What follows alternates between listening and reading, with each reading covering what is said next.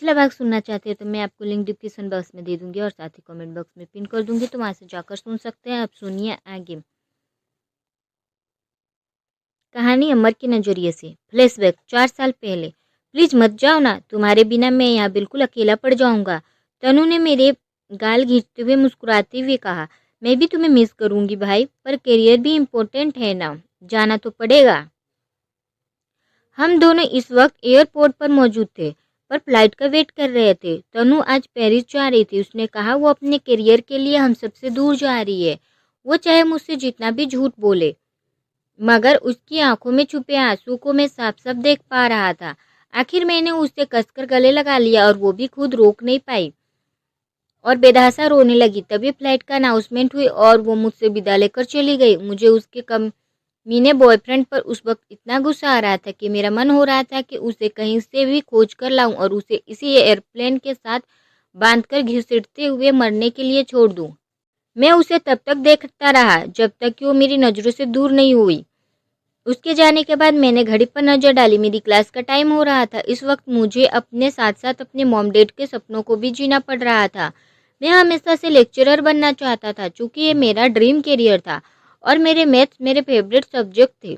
मगर डैड का मानना था कि मुझे बिजनेस एडमिनिस्ट्रेशन की पढ़ाई करनी चाहिए, चूँकि मैं उनका इकलौता वारिस हूँ और आगे चलकर मुझे एचआर प्रॉपर्टीज को संभालना है।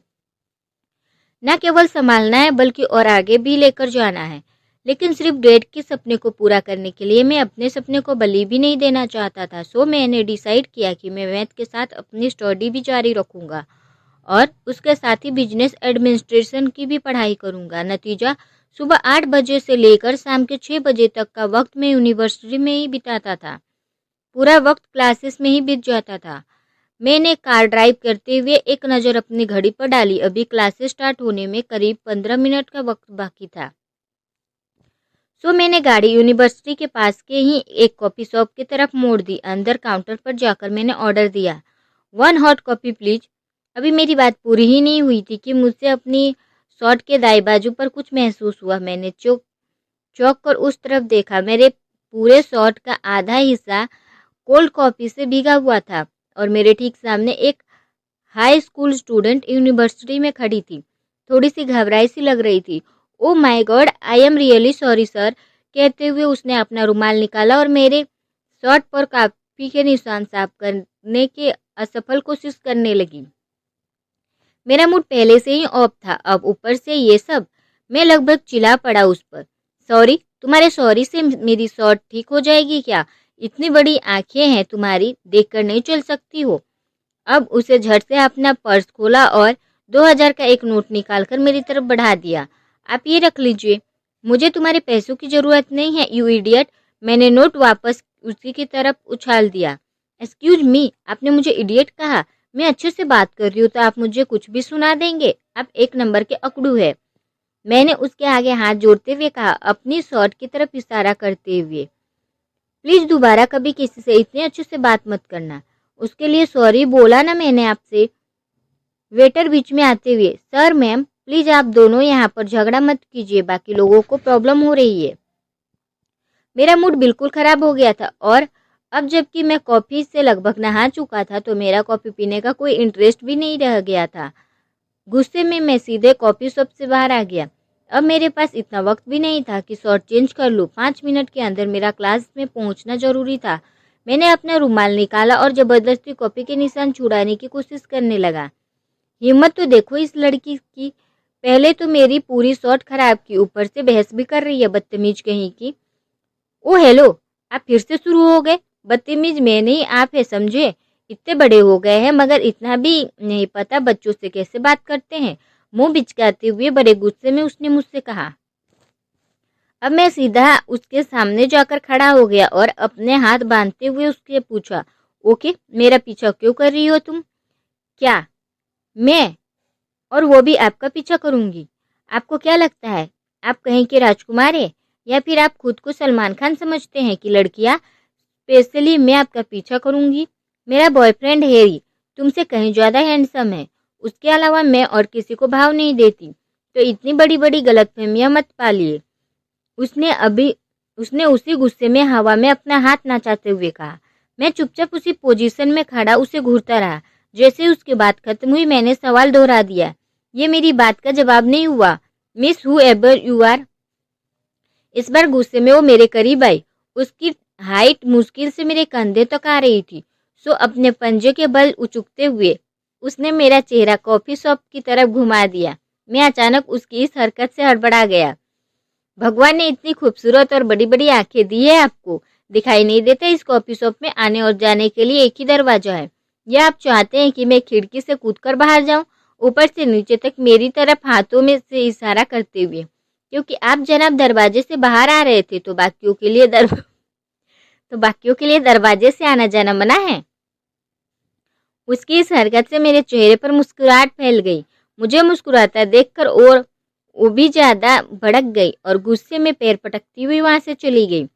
वर्तमान में अनाया के साथ ये भी याद भले ही 4 साल पुरानी थी, मगर मेरे दिमाग में आज भी ये बिल्कुल ऐसे ही बसी हुई है जैसे कल की ही बात हो। कैसे भूल सकता हूँ मैं उस लड़की को जिसकी वजह से मैं पहली बार मुझे प्रोफेसर ने पूरे क्लास के सामने बुरी तरह डांटा था। उस दिन न केवल मैं लेट क्लास पहुंचा था बल्कि मेरे कपड़े भी बुरी तरह गंदे थे। जिंदगी में पहली बार मुझे मेरे टीचर से डांट पड़ी थी। ना ही कभी किसी ने मुझसे आज तक इतनी बदतमीजी से बात की थी। ये काम केवल अनाया ही कर सकती है। तब वो इंटरमीडिएट स्टूडेंट थी और मैं कॉलेज में पढ़ाई कर रहा था। सब कुछ बदल गया है, बस नहीं बदला है तो अनाया का बर्ताव। आज भी वो उतनी ही नकचड़ी और उतना ही बचपना है उसके अंदर जितना तब हुआ करता था। उसे तो शायद हमारी पहली मुलाकात याद भी नहीं है। तभी मेरा फोन वाइब्रेट हुआ और मैं अपने ख्यालों से बाहर आ गया। मैंने मैसेज चेक किया, तनु का मैसेज था। राज, मेरे इंडिया वापस आने की खुशी में इस सैटरडे वेलकम पार्टी रखी है। तुम प्लीज अनाया को भी इनवाइट कर देना। रियली?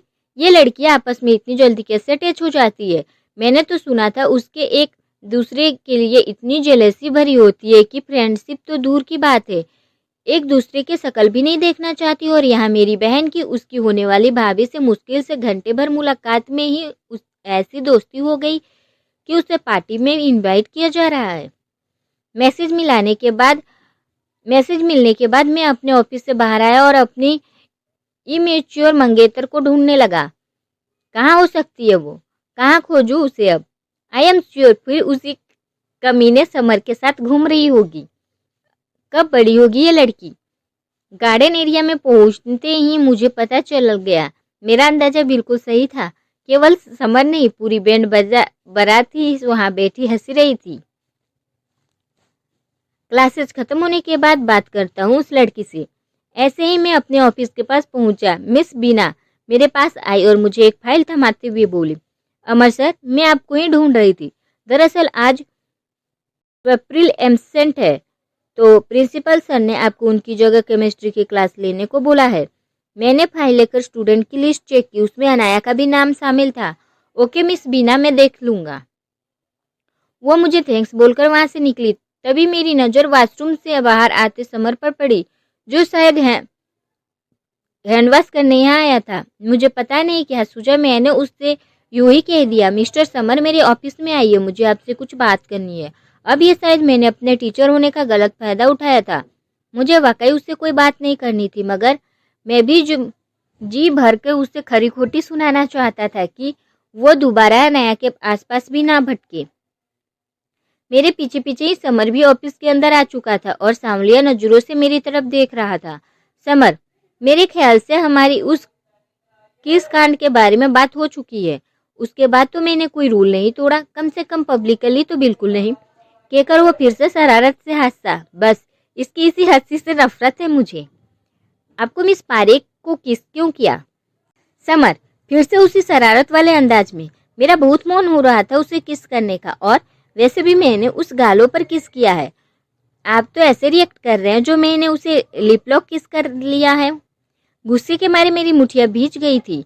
मन तो हो रहा था एक कांच मारकर उस समर की सारी गर्मियां निकाल दूं। समर, हे वेट, कुछ जलने की बू आ रही है। अमर के करीब आते हुए, आपको जलन हो रही है? बिल्कुल नहीं। समर, अपने हाथ बांधते हुए, तो फिर आप तब से ऐसे क्यों रिएक्ट कर रहे हैं जैसे मैंने आपकी गर्लफ्रेंड को किस कर लिया हूँ? मैं चीख कर बोलना चाहता था, गर्लफ्रेंड नहीं, होने वाली बीबी है वो मेरी, कुत्ते। मगर हालात के आगे मजबूर मैं चुपचाप उस कमीने को बर्दाश्त कर रहा था। आपको कोई हक नहीं है मिस पारेख को किस करने का। पहली बात तो ये कि ये यूनिवर्सिटी लॉ के अगेंस्ट है। दूसरी बात, किसी होता है, फिर चाहे वो हाथ पर हो, गालों पर हो या फिर लिप्स पर हो। वैसे भी मिस पारेख आपकी गर्लफ्रेंड नहीं है, और अगर होती भी तब भी इस तरह क्लास में किसिंग सीन क्रिएट करने पर आपको पनिश किया जा सकता है। समर धीरे से बड़बड़ाया। अब आपको कौन समझाए कि जब से अनाया से मिला हूँ उसी कोशिश में तो लगा हूँ वो मेरी गर्लफ्रेंड बन जाए। इसके धीरे से बोलने के बावजूद मुझे उसकी बात सुनाई दे गई। मैंने कड़क आवाज में कहा, दूर रहो अनाया से। समर, और मैं ऐसा क्यों करूँ? आप मुझे समझा सकते हैं अमर सर, क्योंकि ये मैं आपसे कह रहा हूँ। समर खड़े होते हुए, और आप कौन हैं मुझे ये बताने वाले कि मुझे किससे दोस्ती करनी है और किससे नहीं? You are my professor, not my father, mister Amar Saxena. अब मैंने समर को बिल्कुल करीब आते हुए उसकी आंखों में देखते हुए कहा, दैट्स राइट, मैं आपका टीचर हूँ, और टीचर होने के नाते मैं आपको समझा रहा हूँ कि आपके लिए क्या सही है और क्या गलत मिस्टर समर। समर हैरानी से, अनबिलीवेबल, मुझे नहीं पता था यहाँ टीचर स्टूडेंट की एक्स्ट्रा केयर करते हैं और एक्स्ट्रा सजेशन देते हैं।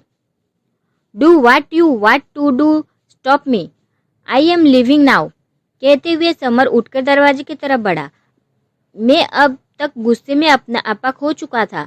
गुस्से में मैं अपना हाथ डेस्क पर दे मारा और बिना कुछ सोचे समझे चिल्ला पड़ा, वो मेरी है समर, आखिरी बार समझा रहा हूँ, दूर रहो उससे, वरना।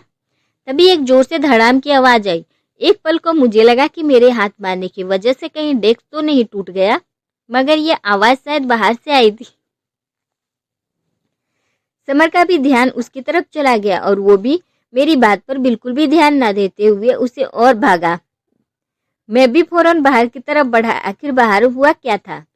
कहानी अनया की नज़र से मेरा कलेजा मुंह को आ गया। अब समर सर ने चिल्लाकर समर से ये कहा कि वो मेरी है, मगर ठीक उसी वक्त किसी ने मेरे कंधे पर अपना हाथ रख दिया। उसने सारे शौक एक साथ लग गए थे। मुझे तो जैसे हार्ट अटैक ही आ गया। मैं खुद को संभाल ही नहीं पाई और पास खड़े फ्लोर पॉट पर टकराकर गिर गई। मेरे साथ साथ वो फ्लोर पॉट भी नीचे गिरकर तेज आवाज करता हुआ टूट गया था। मुझे लग रहा था आज इस तरह छुपकर सर की बातें सुनने के जुर्म में मैं पक्का कॉलेज से निकाल दी जाऊंगी। तुम ठीक हो? आवाज सुनकर मैं पीछे पलटी। हैरी तुम? अब जाकर मैंने राहत की सांस ली। हैरी, हाँ, वो मुझे जूली ने भेजा है। तुम्हें गए काफी वक्त हो गया था तो वो परेशान हो रही थी। आई एम सॉरी अगर मैंने तुम्हें डरा दिया तो। नो नेबर, तुम्हारे साथ ऐसे डरने के लिए तो मैं जिंदगी भर तैयार बैठी हूँ हैरी। तभी मेरी सोच पे ब्रेक लग गया जब ऑफिस से निकलकर हड़बड़ाते हुए समर और अमर सर दोनों वहां आ धमके। अमर झल्लाते हुए, आप यहाँ क्या कर रही थी मिस पारेख? वो मैं, आप क्लास में आ नहीं रहे थे तो बस आपको देखने आ रही थी। जब मेरा पैर स्लिप हो गया और फिर कहते हुए मैं चुप हो गई। ऑब्वियसली अब ये तो नहीं बता सकती कि मैं छुपकर उन दोनों की बातें सुन रही थी। इट्स ओके, ज्यादा लगी तो नहीं। कहते हुए तीनों ही लगभग एक साथ मेरी तरफ मदद के लिए अपना हाथ आगे बढ़ा दिया। तीनों ने ही एक दूसरे को घूर कर देखा, मानो एक दूसरे को फुली चैलेंज कर रहे हो कि लड़की तो मेरा ही हाथ पकड़ेगी। मैं तो खुशी खुशी हैरी का हाथ पकड़ भी लेती। मेरा हैरी मेरे लिए अपना हाथ आगे बढ़ा और मैं ना पकड़ूं, ऐसा हो सकता है क्या?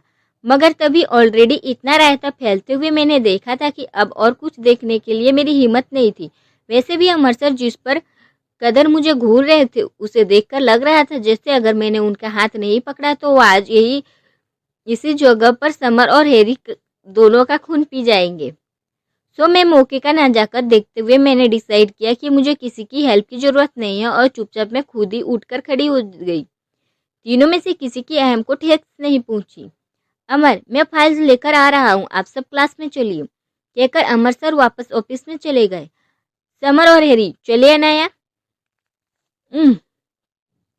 मेरी ड्रेस गंदी हो गई है, तुम लोग चलो, मैं बस 5 मिनट में ये सब साफ करके आ रही हूँ। समर, इट्स ओके, हम लोग वेट कर लेंगे। अरे इसकी कोई जरूरत नहीं है, तुम दोनों जाओ वरना जूली और परेशान हो जाएगी। समर, ओके कहते हुए समर ने मुझे स्माइल दी और हैरी के साथ हॉलवे की तरफ बढ़ गया। मैंने वॉशरूम में जाकर अपने ड्रेस पर लगी मिट्टी झाड़ी और हाथ साफ करके जैसे ही बाहर आई, मेरी नज़र ऑफिस में फाइल्स निकाल रहे अमर सर पर गई। आज उन्होंने जो किया उसके बाद जाहिर है मुझे भी उन पर गुस्सा आ रहा था। पहले तो उन्होंने किसिंग सीन को लेकर मुझ पर इतने इल्जाम लगाए थे, फिर उसने भी उनका मन नहीं भरा तो समर को ऑफिस में बुलाकर धमकाने लगे। मैं गुस्से में अंदर जाकर चुपचाप उनके पीछे खड़ी हो गई। जैसे ही वो पलटे, मुझे अपने सामने खड़ा पाकर चौंक गए। अमर, कुछ चाहिए आपको मिस पारेख? हाँ, जवाब चाहिए। अमर, वाट? इतने शरीफ बनने की जरूरत नहीं है। आखिर क्या करने जा रहे थे आज आप? खुद मुझे समझाते हैं कि किसी को अगर हमारे रिलेशनशिप के बारे में पता चल गया तो हम दोनों की करियर बर्बाद हो जाएगा, और आज खुद क्या करने जा रहे थे आप? उन्होंने मेरी किसी बात का जवाब नहीं दिया और वापस मुड़कर अलमारी में से कुछ पेपर्स निकालने लगे और मैं झल्ला गई। मेरी तरफ देखकर बात कीजिए, कुछ पूछ रही हूँ मैं आपसे। फिर भी उन्होंने मेरी तरफ बिल्कुल ध्यान नहीं दिया। मैं बुरी तरह खींच गई थी। झल्लाकर मैंने उनको पकड़कर अपनी तरफ मोड़ते हुए कहा, क्या समझते हैं आप खुद को? मैं क्या आपकी प्रॉपर्टी हूँ जो इस तरह मेरे फ्रेंड्स को ऑफिस में बुलाकर धमकी दे रहे हैं आप? जी हाँ, हैरान होने की जरूरत नहीं है, सब सुना है मैंने। मैं तो सिर्फ आपको जल्लाद समझती थी, आप तो सरेआम गुंडागर्दी पर भी उतर। आगे की बात मेरे मुंह में ही रह गई क्योंकि अमर सर ने एक झटके में मेरा दायां हाथ घुमाकर पीछे मोड़ते हुए मुझे दीवार से लगा दिया। अब तो मेरे सामने करीब थे कि शायद मुश्किल से 1 इंच का फैसला रह गया था हमारे बीच, वो भी सिर्फ इस वजह से क्योंकि मैंने अपने लेफ्ट हैंड से उनको चेस्ट पर प्रेस करते हुए उनको रोक रखा था। अमर, धीरे से, बहुत बोलती है आप मिस पारख। मैंने उनकी तरफ देखा, वो अब भी गुस्से में ही लग रहे थे। मेरी डर से हालत खराब हो गई। मैंने बचपन से लेकर अब तक पिज्जा बर्गर खाकर जितनी ताकत इकट्ठा की थी सबके सब एक साथ लगा दी, मगर मजा ले ये जल्लाद 1 मिलीमीटर भी पीछे सरका हो। न जाने क्या खाता है ये आदमी। ऊपर से लगातार वो मुझे घूरे जा रहे थे। आखिर मैं सब कोशिश करके जब मैं हार गई तो मैं खुद को ढीला छोड़ दिया। अमर, हो गया? मैंने मुंह लटकाकर हाँ में सिर हिला दिया। मेरे मुंह से मेरी हुई सी आवाज निकली, हाथ छोड़िए प्लीज। बस मेरा इतना कहना था कि उन्होंने मेरा हाथ छोड़ दिया और जैसे ही जाने के लिए पीछे मुड़े, मेरे अंदर का गुस्सा फिर से भड़क उठा और मैंने पीछे से ही उनको 5-6 पंच जड़ दिया। हमेशा की तरह मुझे चोट लगी, उनको कोई फर्क नहीं पड़ा। और फिर अपने न्यूटन बाबा अपने तीसरे नियम में कह गए हैं, every action has an equal and opposition reaction. तो फिर मेरे इस एक्शन सीन का ऑपोजिशन रिएक्शन कैसे नहीं हो आता? पल में वापस दीवार से पहले वाली पोजीशन में ही लग पड़ी थी। फर्क बस इतना था, इस बार अमर सर ने दोनों हाथ मोड़कर पीछे डाल दिए थे। अब मैं खुद को कोस रही थी, क्या जरूरत थी पंगा लेने को? अमर, बड़े प्यार से, गुस्सा बहुत जल्दी आता है आपको मिस पारे। और क्या कह रही थी आप? You are not my property. Well, you are right. Property तो बहुत छोटी चीज है, आप तो मेरी वाइफ बनने वाली है। मैंने बड़ी मुश्किल से थूक निकलते हुए कहा, आप? आई एम श्योर मुझ जैसे बदतमीज और बिगड़ी हुई लड़की के लिए आप अपने जॉब दाव पर नहीं लगाएंगे। अमर, गुस्से में मुझे दीवार से और जोर से प्रेस करते हुए। पहले मैं इसके लिए बेशक तैयार नहीं था, लेकिन अब जैसी आपकी हरकतें हैं ना, उसे देखते हुए यही लगता है कि भाड़ में जाए मेरी जॉब। इस शादी की रिपोर्ट करना ही बेहतर होगा। मैंने रुआसा होते हुए कहा, लेकिन अगर किसी को पता चल गया तो मुझे यूनिवर्सिटी से निकाल दिया जाएगा। आप मेरे साथ ऐसे नहीं कर सकते हैं। अमर, किसी को कुछ नहीं पता चलेगा, ठीक वैसे ही जैसे किसी को हमारी एंगेजमेंट के बारे में कानो कान खबर नहीं हुई है, वैसे ही हमारी शादी को भी किसी को भनक नहीं लगेगा। I promise. अब आप जल्द से जल्द शादी के लिए तैयार हो जाइए मिस अनाया राज सक्सेना। कहते हुए उन्होंने मेरे गाल थपथपाए और फाइल्स उठाकर बाहर निकल गए। जैसे ही मैं अभी अभी इस सदमे से बाहर आई, मेरा दिमाग ठनका। हे वेट, क्या कहा आपने? अनाया राज सक्सेना। मैं अपना सरनेम बिल्कुल भी नहीं चेंज करने वाली हूँ, समझे आप? अमर बिना मुड़े पीछे से चिल्लाते हुए, शट अप। मैं पैर पटकते हुए हलवे की तरफ बढ़ी। मेरी हैरानी का ठिकाना ही नहीं रहा जब मैंने समर और हेरी को अपना वेट करते हुए पाया। तुम दोनों क्लास क्यों नहीं गए? हैरी समर की तरफ देखते हुए बस अभी अभी बने अपने इस नए दोस्त के साथ बातें करने लगा। समर, बहुत देर लगा दी तुमने। हाँ, वो ड्रेस भी तो बहुत गंदी हो गई थी, बस इसीलिए। हम तीनों क्लास की तरफ चल दिए। दूर से ही मुझे दिखाई दिया जूली दरवाजे पर ही खड़ी मेरा वेट कर रही थी। उसे देखकर ही लग रहा था अगर मैं 5 मिनट और वापस नहीं आती तो पक्का वो खुद मुझे खोजने निकल जाती। और फाइनली हम पांचों एक साथ थी क्लास में एंट्री मारी, यानी मैं और जूली और हमारे साथ 3 हैंडसम के बंदे जिन पर लगभग पूरी यूनिवर्सिटी की लड़कियां फिदा थी। जाहिर है सबकी नज़र हम पर ही टिकी थी। सारी लड़कियां जलती हुई नजरों से हमें देख रही थी। हम लोग चुपचाप आकर अपनी सीट पर बैठ गए। जूली मुझसे ऐसे चिपक कर बैठ गई जैसे अब कभी मुझसे खुद से अलग नहीं होने देगी। क्लास शुरू हो गई थी और जैसा कि जूली का अंदाजा था, वाकई आज अमर सर ने सरप्राइज क्विज के सारे स्टूडेंट को सरप्राइज कर दिया। बैंड ऑफ बॉयज को इसमें छूट मिल गई क्योंकि वो एकदम न्यू स्टूडेंट थे और मैं जूली की मेहरबानी से बच गई क्योंकि अब उसने मुझे चुपके से सारे आंसर बता दिए थे। फाइनली क्लास खत्म हुई और मैंने राहत की सांस ली। आज का दिन जाहिर है बहुत भारी बीता था मुझ पर, मगर अभी और भी बहुत कुछ होना बाकी था। समर, है जूली, अनाया, हम लोग कुछ शॉपिंग के लिए पास वाले मॉल में जा रहे हैं। तुम दोनों भी साथ क्यों नहीं चलती? ओके, मगर इससे पहले कि मेरी बात पूरी होती, हैरी ने मेरा हाथ पकड़ते हुए कहा, अनाया, मुझे तुमसे कुछ बात करनी है। मुझे उसका बर्ताव थोड़ा अजीब सा लगा। वह जब मुझसे अमर सर के ऑफिस के पास मिला था तब भी कुछ परेशान था और थका थका सा लग रहा था। ओके हैरी, मगर तभी न जाने कहाँ से वहाँ अमर सर भी आप टपके। उन्होंने मेरा दूसरा हाथ मजबूती से पकड़ लिया और मुझे हैरी के साथ जाने से रोक दिया। अमर, मिस पारेख, मुझे आपसे कुछ बात करनी है, अर्जेंट बात डिस्कशन करनी है।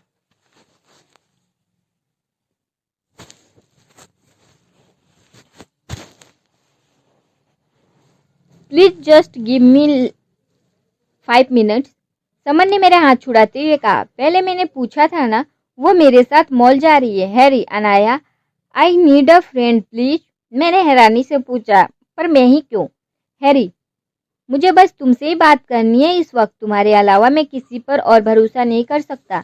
मैं इस वक्त इमीडिएटली दौड़कर वॉशरूम जाकर आईने में अपनी शक्ल देखना चाहती थी। कहीं भगवान ने मुझ गरीब पर दया करके मुझे ऐश्वर्या राय की शक्ल तो नहीं दे दी आज। हो क्या रहा है? सारे शाहरुख सलमान टाइप लड़के मेरे लिए आपस में लड़ रहे हैं। तभी अचानक वहां पर लड़कियों का हुजूम टूट पड़ा। क्लास में तो सभी किसी तरह खुद को कंट्रोल किए हुए थी, मगर अब किसी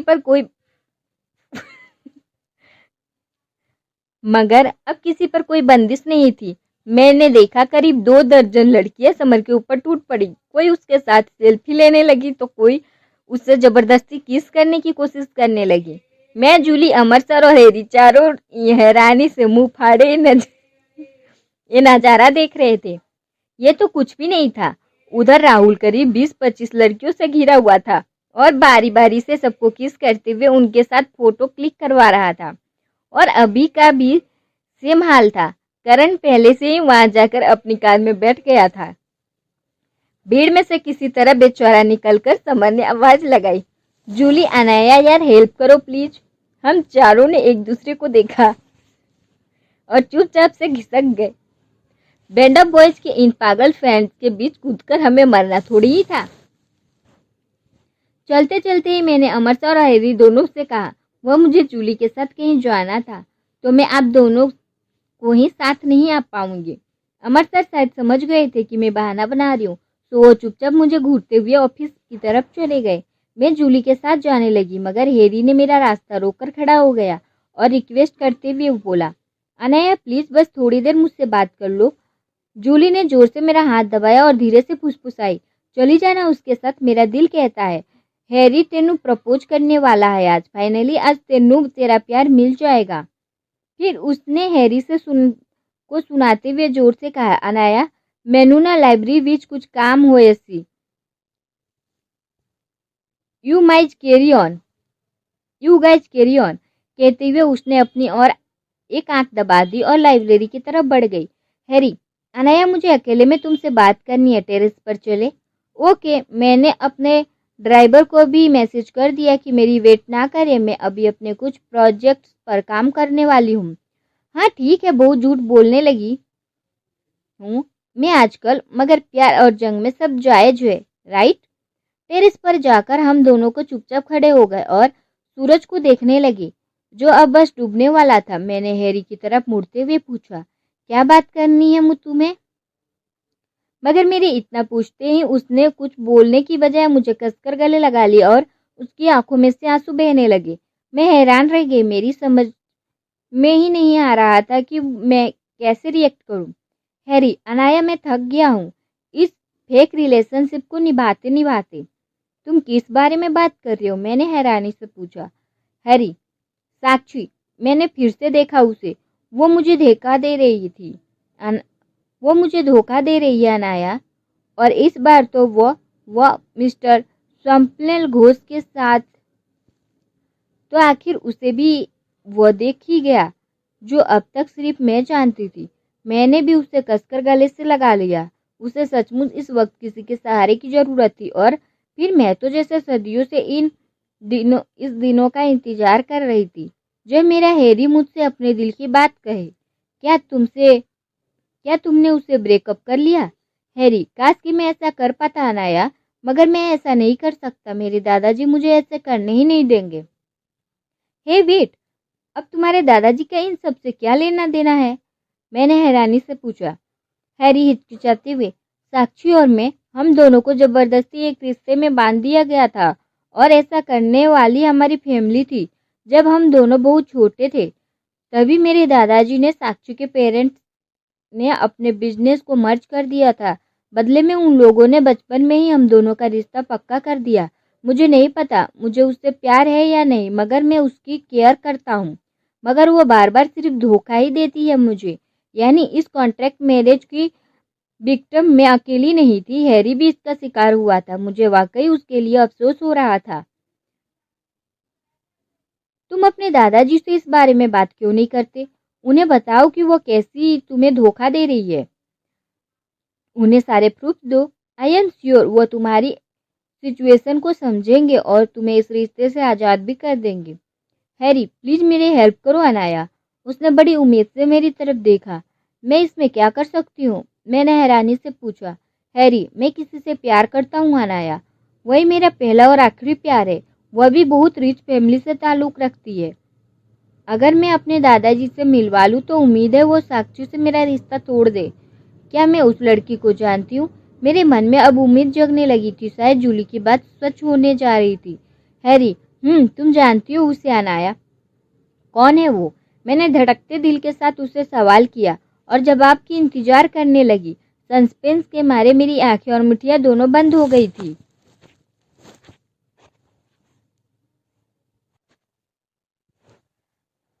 क्या आज हैरी मुझे प्रपोज करने वाला है? ये सोचकर ही मन ही मन हवा में उड़ रही थी। मुझे पूरा यकीन था अब वो मेरा नाम लेगा। बस उसके बोलने की ही देरी थी। कौन है वो लड़की? हैरी, जूली। मुझे अपने कानों पर यकीन ही नहीं हुआ। हैरानी से मैं उसे घूरती रह गई। मेरी बेस्ट फ्रेंड? नहीं, ऐसा नहीं हो सकता। कोई और जूली होगी शायद। सो मैंने कन्फर्म करने के इरादे से पूछा, बंसल? और उसने हाँ में गर्दन हिला दिया। हैरी की इस वक्त सबसे जैसे मेरा खून कर दिया था। मेरे सोचने समझने की शक्ति ही जैसे खत्म हो गई। बस एक जूली ही तो थी जो हर पल हर बात मेरा साथ देती थी। बचपन से वो जानती थी कि मैं हैरी से कितना प्यार करती हूँ। मुझसे ज़्यादा उसने कोशिश की थी हम दोनों को मिलाने की, और आज मैं ये क्या सुन रही थी? दुनिया की कोई भी और लड़की को हैरी पसंद करता तो मैं शायद बर्दाश्त कर लेती, लेकिन वो लड़की मेरी बेस्ट फ्रेंड है, ये मुझसे बर्दाश्त नहीं हो रहा था।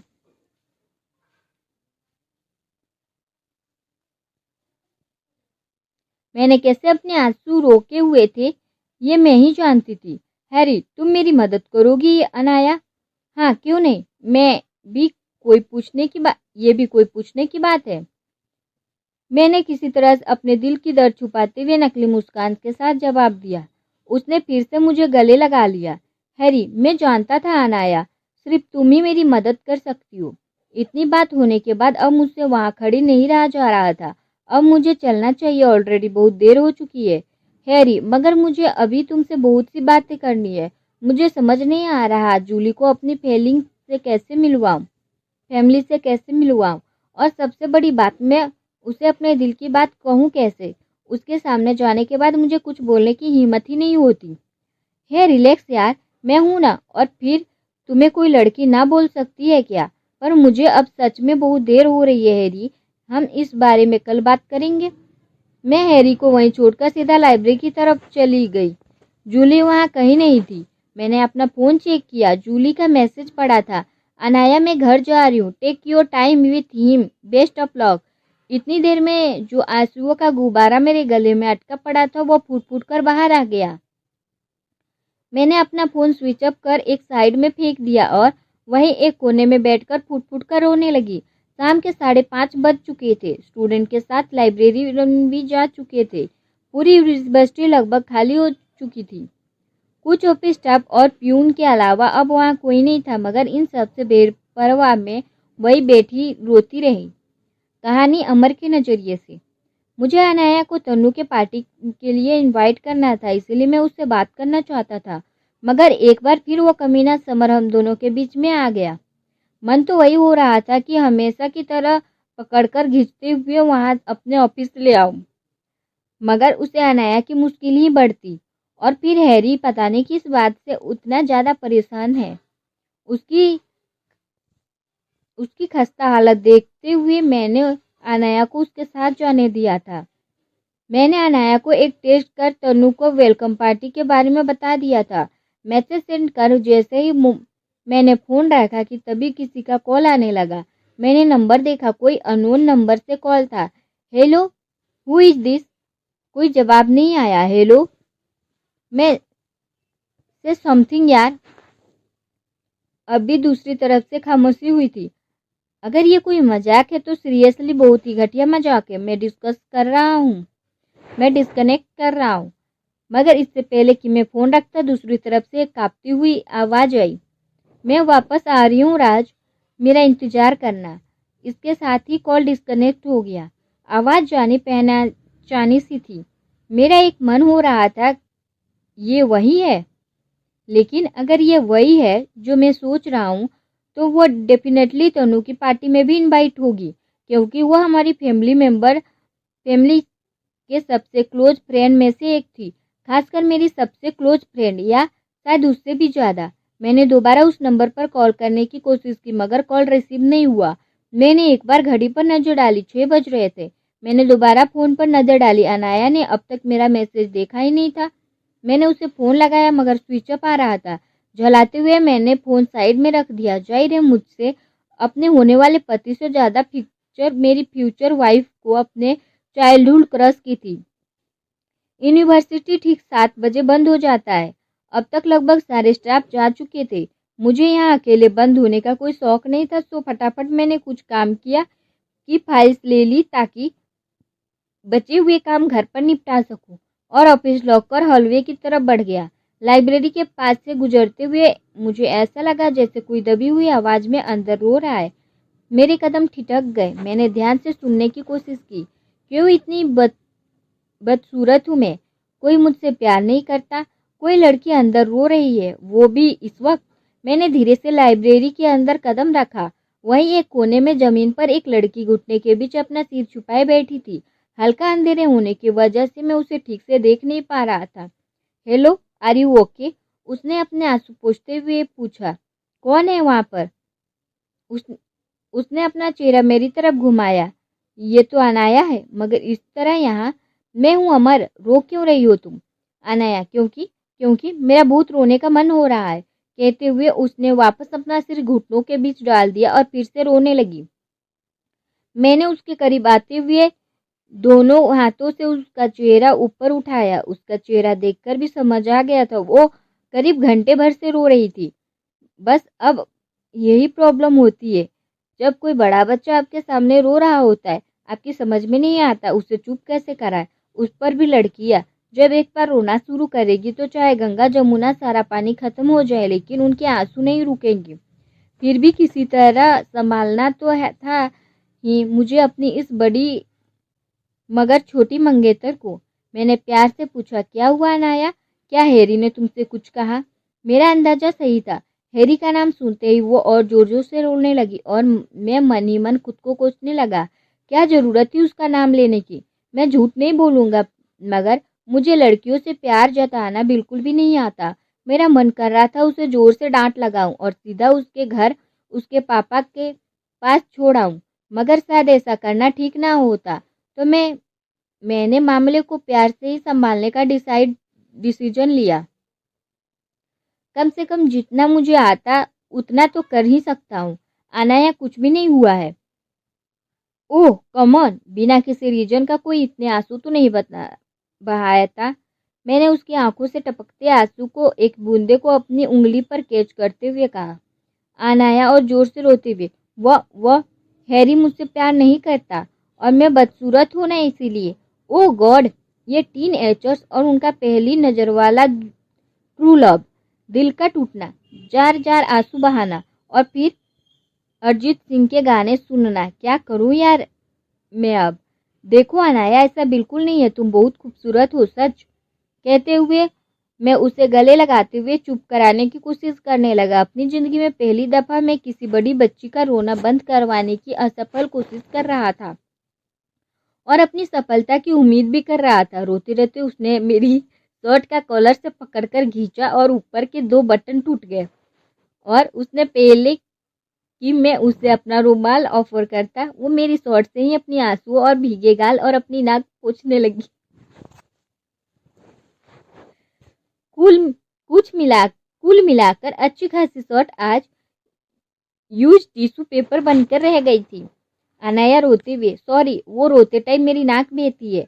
आपको पता है हैरी किससे प्यार करता है? मेरी बेस्ट फ्रेंड से, जूली से प्यार करता है वो। मैं उसके जितनी खूबसूरत क्यों नहीं हूँ सर? कहते हुए वो और जोर से रोने लग गई। मुझे इस बात से और चिढ़ हो रही थी कि मेरी होने वाली बीबी मेरे सामने ही किसी और लड़के के लिए रो रही है, और मुझे तो ये समझ में नहीं आता कि लड़कियां हमेशा खुद को दूसरी लड़कियों के साथ कंपेयर क्यों करती है। वह वहीं बनकर क्यों नहीं रहना चाहती जो वह खुद है। मैंने उसके सवाल को इग्नोर करते हुए पूरी कोशिश करके उसका हाथ पकड़कर उसे खड़ा किया और कहा, चलो अब बहुत हुआ। तुम्हारे पापा को तुम्हारी फिक्र हो रही होगी। काफी देर हो चुकी है, अब तुम्हें घर जाना चाहिए। मैं छोड़ देता हूँ तुम्हें। अनाया मुझसे अपना हाथ छुड़ाकर चिढ़ाते हुए, मैं कहीं नहीं जाऊंगी यहाँ से। व्हाट? अब ये ऐसे बच्चे जैसे क्यों बिहेव कर रही हो? मेरे लिए यकीन करना मुश्किल हो रहा था कि मैंने इस लड़की से लिए मॉम डैड को मेरे लिए यकीन करना मुश्किल हो रहा था कि मैंने इस लड़की से शादी के लिए मॉम डैड को हाँ किया है। जितना बचकाना इसका बिहेवियर है, मुझे इस वक्त लग रहा था उससे मुझे डाउट होने लगा था कि डेफिनेटली शादी के बाद नाबालिग लड़की से शादी मुझे एक नाबालिग लड़के से शादी के जुर्म में जेल हो सकती है। मैंने उसे हाथ पकड़ा और उसे खींचने की कोशिश की। बहुत हो गया अनाया, इसी वक्त चलो वहां से। आउच! उसने मेरे हाथों का दांत से काटकर खुद को छुड़ा लिया।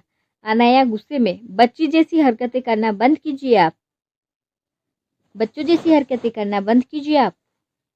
मैं अब तंग आ चुका था। This is too much now. मैं बच्चे जैसी हरकतें कर रहा हूँ अनाया, और नहीं तो क्या मैं कह रही हूँ। कहते हुए वापस उसी तरह जमीन पर जा बैठी। ये लाइब्रेरी मेरी समझ से बाहर है बिल्कुल। मैं सिर्फ और सिर्फ अपना वक्त बर्बाद कर रहा हूँ उसके साथ। मेरे यहाँ से चले जाना बेहतर है। बाद में उसके पापा को कॉल कर दूंगा कि उसकी प्यारी प्रिंसेस आज यूनिवर्सिटी में ही रुक रही है। प्राउड फील करने की जरूरत नहीं है, पढ़ने के लिए नहीं, अपने टूटे दिल के गम भुलाने के लिए। गुस्से में बिना कुछ बोले लाइब्रेरी से बाहर निकल गया, लेकिन लाइब्रेरी के बाहर मेरे कदम रुक गए। मैं उसे अकेला छोड़कर कैसे जा सकता था, वो भी इस वक्त। मुझे उम्मीद थी वो मुझे जानता देखकर खुद को मेरे पीछे चली आएगी। 10 मिनट बीत गए मगर वो नहीं आई। तभी एक एक कर पूरे यूनिवर्सिटी की लाइट्स ऑफ होने लग गई। जाहिर है अब पूरे कैंपस में कोई नहीं था, सारे स्टाफ भी जा चुके थे। बस यही होना बाकी था। अब मैंने घड़ी पर नजर डाली। 7 बजने में सिर्फ 10 मिनट थे। यूनिवर्सिटी के रूल्स बेहद सख्त थे। 7 बजे का मतलब ठीक 7 बजने सारे गेट लॉक हो जाते हैं। जैसे ही लाइब्रेरी की लाइट ऑफ हुई, महानायक एक तेज चीख उभरी। मेरे होश उड़ गए। क्या छोड़ा मैंने उसे आज फिर से अकेला? अगर उसे कुछ हो गया तो खुद को कभी माफ नहीं कर पाऊंगा मैं। उसके पापा को क्या जवाब दूंगा जो मुझ पर इतना भरोसा करते हैं। खुद को कोसता हुआ मैं सीधा लाइब्रेरी की तरफ भागा और तभी वो भागती हुई मुझसे आ टकरा गई और इतनी बुरी तरह कांप रही थी कि मैं भी घबरा गया। मैंने उसे कसकर गले से लगाया और नॉर्मल करने की कोशिश करने लगा। उसके आंसुओं से मेरी पूरी शर्ट भीग गई थी। शायद उसे पैनिक अटैक आ गया था। कुछ देर बाद जब वो थोड़ी नॉर्मल हुई तो धीरे से बोली, अनाया, मुझे लगा आप मुझे छोड़कर चले गए हैं। कैसी भी सिचुएशन क्यों ना हो, मैं कभी तुम्हें छोड़कर नहीं जाऊंगा अनाया, आई प्रॉमिस। ऐसा कभी सोचना भी मत। उसने मुझे ऐसे कसकर पकड़ रखा था जैसे अब कभी छोड़ेगी ही नहीं। उसका सिर मेरी छाती से लगा था और मैं भरसक कोशिश कर रहा था कि मेरी हार्ट बीट्स नॉर्मल ही रहे, मगर फिलहाल तो यह जेनरेटर से भी कहीं ज्यादा तेजी से आवाज कर रहा था। हे वेट, बच्चों जैसी हरकतें तो ठीक था, मगर ये चॉकलेट की तरह क्यों स्मेल आ रही है? मैंने तो आज तक ऐसे किसी चॉकलेट फ्लेवर्ड परफ्यूम के बारे में नहीं सुना, या फिर शायद इसकी पॉकेट्स में चॉकलेट भरे होंगे। कहानी अनाया की नज़र से। जैसे ही लाइब्रेरी की लाइट्स ऑफ हुई मेरी डर से हालत खराब हो गई थी। कुछ भी दिखाई नहीं दे रहा था। डर से मेरी चीख निकल गई, मगर मेरी किस्मत अच्छी थी जो अमर सर यहीं पर मिल गए। मेरा सिर उनके सीने से लगा था और मैं साफ साफ महसूस कर पा रही थी उनका दिल कितनी जोर से धड़क रहा था। शायद मेरे चीखने की वजह से वो भी घबरा गए थे। थोड़ी देर तक वो मुझे कंफर्टेबल करने की कोशिश करते रहे। जब उन्होंने देखा मैंने रोना बंद कर दिया, तब उन्होंने धीरे से मुझसे पूछा, तुम ठीक हो? और मेरे पेट में जैसे तितलियां खलबली मचाने लगी। कभी कभी इस आदमी की आवाज़ कुछ ज़्यादा ही सेक्सी हो जाती है। मैंने हड़बड़ा कर उनको खुद से अलग किया और बोली, मैं बिल्कुल ठीक हूँ। अमर जलाते हुए, ये सब तुम्हारी गलती की वजह से हुआ है। वाह ग्रेट, इतना सारा प्यार और केयर दिखाने के बाद फाइनली इस आदमी के अंदर का जौलाद दोबारा जग उठा। ये तो होना ही था अनाया, क्यों बार बार भूल जाती हूँ? ये आदमी खड़ूस है, खड़ूस था, है और हमेशा खड़ूस ही रहेगा। क्यों याद नहीं रहता तुझे कि इनके बाकी सारे रोल तो बस सपोर्टिंग होते हैं? लीड रोल तो उनका वही जल्लाद मैथ टीचर का ही है, जो हर दूसरे दिन तुझे अपने ऑफिस में बुलाकर खरी खोटी सुनाता रहता है। ये कभी नहीं बदलेगा। मैंने क्या किया है अब?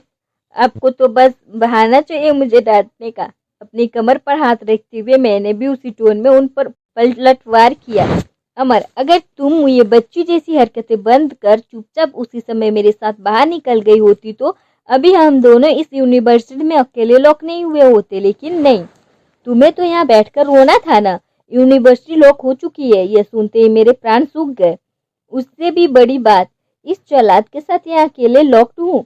लेकिन फिर भी मैंने गुस्से में जवाब दिया, तो आपको किसने कहा था यहाँ रुकने को?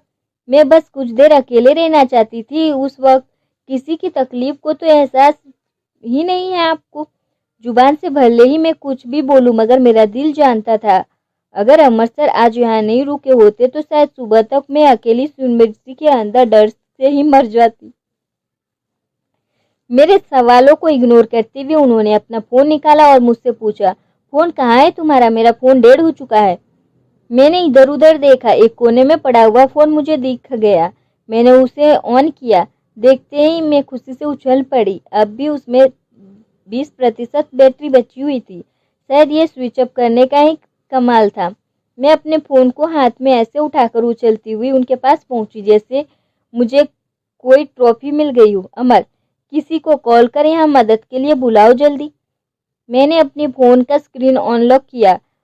सामने हैरी का फोटो थी। उसे देखकर आज जो कुछ भी हुआ मुझे सब याद आ गया। एक पल को मेरे हाथ रुक गए। फिर मैंने खुद को संभाला और कनेक्ट लिस्ट में जाकर पापा का नंबर निकाला, मगर इससे पहले कि मैं कॉल कर पाती उस जल्लाद ने मेरे हाथ से फोन छीन लिया। अमर, कितना स्लो मोशन में काम कर रही हो। लाओ मुझे दो, मैं कॉल करता हूँ। हे, ये मेरा फोन है, वापस कीजिए। मगर मुझे करने दो। कहते हुए वो अपना हाथ ऊपर कर नंबर डायल करने लगे और मैं उछलकर अपना फोन उनसे लेने की कोशिश करने लगी। बताने की जरूरत नहीं है कि आज उस आदमी का अपने लंबे होने का फायदा उठाया था। हमारी बुरी किस्मत, पापा का फोन हमेशा की तरफ ऑफ आ रहा था। शायद फिर से मीटिंग में बिजी होंगे। एक बार और जोर से उछली और इस बार मेरा फोन हाथ सर से टकराया और वो हो गया जो नहीं होना चाहिए था। फोन स्लिप होकर सीधा क्रिक जमीन पर जा टकराया और कई टुकड़ों में बिखर गया। अमर तंज कसते हुए, वाह क्या कमाल का काम किया है आपने। अब गुजरिए इस अंधेरे नगरी में पूरी रात। मैं जैसे उनकी बात सुन ही नहीं रही थी। मेरी आंखों में आंसू आ गए। सुबकते हुए मैं घुटनों पे के बल जमीन पर बैठकर अपने आईफोन के टुकड़े समेटने लगी। मेरा बच्चा टूट गया, सिर्फ 6 महीने का था। आई एम सॉरी बेबी, मम्मा आपको जल्लाद के हाथों से बचा नहीं पाई। अब मैं गुस्से में उनकी तरफ पलटी। अमर हैरानी से, व्हाट, ऐसे क्यों देख रही हो मुझे? खूनी, हत्यारे, दुष्ट, पापी, मैं तुम्हें कभी माफ नहीं करूंगी। अमर, अरे क्या बकवास किए जा रही हो? मर्डर किया है आपने मेरी आईफोन का, मैंने सुबकते हुए कहा। अमर, शुरू हो गई ड्रामा क्वीन। अरे ये सिर्फ एक फोन था अनाया, मैं तुम्हें नया खरीद कर दे दूंगा, वो भी लेटेस्ट मॉडल वाला। मेरे क्वीट बेबी को तोड़ डाला। मैं फिर से रोने लगी। अमर झलाते हुए, रियल बेबी चाहिए? शादी होने दो, एक बार असली बेबी दे दूंगा तुम्हें। क्या सुनना था कि मैं रोना छोड़कर मुंह फाड़े उनको घूरने लगी। अमर, चुप होकर बैठो और सोचने दो क्या करना है अभी, वरना आगे की बात उसने जानबूझकर अधूरी छोड़। मैं घबराकर एक कोने में चुपचाप बैठ गई। न मैं कुछ बोल रही थी न वो। फिर अचानक मुझे कुछ याद आया।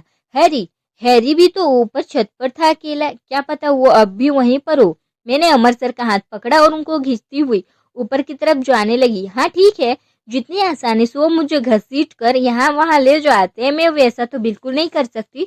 थोड़ी ताकत लगा कर मैंने उन्हें मजबूर कर दिया मेरे पीछे आने को। लाइब्रेरी से लेकर छत की दूरी तय करते हुए मेरे दिमाग में एक से एक उल्टे सीधे ख्याल भी आए। उदाहरण के तौर पर, आखिर वो छत पर ही क्यों है, वो भी अकेले? कहीं ऐसा तो नहीं साक्षी की हरकतों से डिप्रेशन होकर वो वहाँ सुसाइड करने गया हो? अगर उसने ऊपर से नीचे छलांग दी होगी तो, या फिर ये भी हो सकता है कि यूनिवर्सिटी में रात के अंधेरे में कोई भूत प्रेत घूमता हो और उसने हैरी को खा लिया हो तो। चलते हुए मैंने अपने दिमाग से इन डरावने ख्यालों को निकालने की कोशिश करते हुए एक चपत लगाई। अमर, ये क्या कर रही हो? भूत भगा रही हो और क्या? अमर, क्या? मैंने उनको इग्नोर किया क्योंकि हम दोनों छत पर पहुंच चुके थे और यहाँ देखकर मेरी जान में जान आई। और वाकई हैरी भी अब तक वहीं बैठा हुआ था। आज पूर्णिमा की रात थी। चारों तरफ चांद की धुंधिया रोशनी फैली हुई थी और मध्यम मध्यम ठंडी हवा चल रही थी और खूबसूरत नजारे के बीच बैठा हैरी अपनी दुनिया में खोया था। मैंने उसे आवाज लगाई। वो तुरंत पीछे मुड़ा।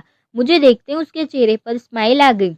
हाँ, लेकिन यह खुशी तब ज्यादा होती जब वो मुझे नहीं, मेरी बेस्ट फ्रेंड को देखता। यह सोचकर फिर से मेरे दिल में टीस उठी। हैरी, अनाया, तुम अभी तक यहाँ क्या कर रही हो? उसके बाल हवा में बुरी तरह उड़ रहे थे, जिन्हें वो अपने हाथों से फेंक करने की असफल कोशिश कर रहा था। लेकिन तब भी उसकी नज़र पहले अमर सर पर और फिर मेरे हाथों पर आ गई, जिसने अब तक मेरे अमर सर को पकड़ कर रखा था। मैंने फौरन उनका हाथ छोड़ दिया, मगर उसने देख तो लिया था। हैरी, ओह, अमर सर भी है तुम्हारे साथ में। Good evening sir. अमर, तुम्हारी हिम्मत कैसी हुई उसे रुलाने की? अभी सिचुएशन की तो उम्मीद ही नहीं थी। मैंने हड़बड़ाकर मैंने उनको घूरा। क्या बोले जा रहे ये आदमी? इतनी भी समझ नहीं है इसको कि कहाँ क्या बोलना है। अब बेचारे हैरी को तो कुछ पता ही नहीं था मैं क्या फील करती हूँ उसके लिए। हैरी हैरानी से, आप किसके बारे में बात कर रहे हैं सर? मैंने क्या किया है? अमर डांटते हुए, इतने इनोसेंट मत बनो। तुम्हारी हिम्मत कैसी हुई अनाया को रुलाने की? हैरी ने हैरानी से मेरी तरफ पलटते हुए पूछा। तुम रो रही थी अनाया, लेकिन क्यों? मेरा मन हो रहा था वही जल्लाद को पटक कर उसकी छाती पर चढ़कर बैठकर उसका गला दबा दूं, मगर अब बात किसी तरह संभालना तो था। मैं फौरन हैरी के पास आती हुई धीरे से बोली, उनकी बातों पर ध्यान मत दो। उनको तो आदत है सबको बिना बात डांटने की। बस वही ड्यूटी निभा रहे। Amar, I can still hear you miss Parekh. 2 minute चुप नहीं रह सकते आप? मैं बात कर रहा हूँ ना। मैंने उनकी डांट लगा दी। अमर फाइन कहते हुए गुस्से में वो हाथ बांधे दूसरी तरफ मुंह फेर कर खड़े हो गए। हैरी हैरानी से हम दोनों की इस तरह लड़ते देख रहा था। वैसे इसमें उसकी क्या गलती? हम दोनों वाकई बच्चों की तरह लड़ रहे थे। हैरी, मगर तुम रो क्यों रही थी अनाया?